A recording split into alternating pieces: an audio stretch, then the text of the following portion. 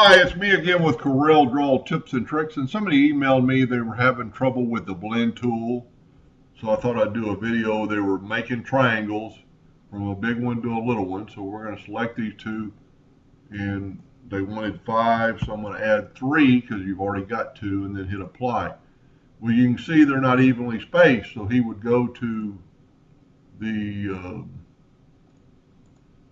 align and distribute and open up the Docker, and he couldn't get it to do anything.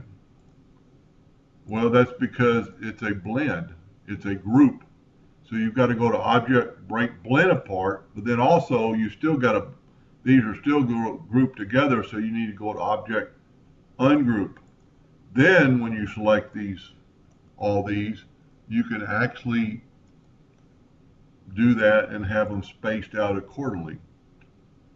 And while I was doing the video, I thought another way to do this, maybe not quite as accurate depending on whether you need that triangle to be exact dimensions. If you're just wanting to go small, you could go Control D and move it over and make it 90%.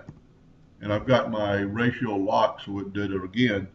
It equal each way. And then Control D again, and you get 5 triangles, because the Control D is going to keep doing what you did again, and it's going to reduce it by 80%, 70%, 60%. So then you could take these and hit B as in bottom, then go up to Object, Align and Distribute, open up the Docker, and then you could distribute them and they would be equal distance apart. So that's another way. I use both. I use the blend tool.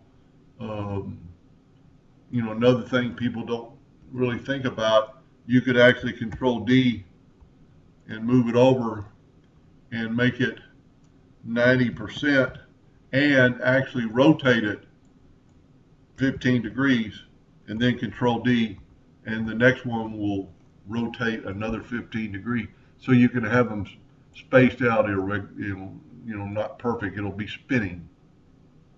Don't know if anybody would ever do that, but it's a neat effect. Anyway, I hope that helped them a little bit, and thank you for watching.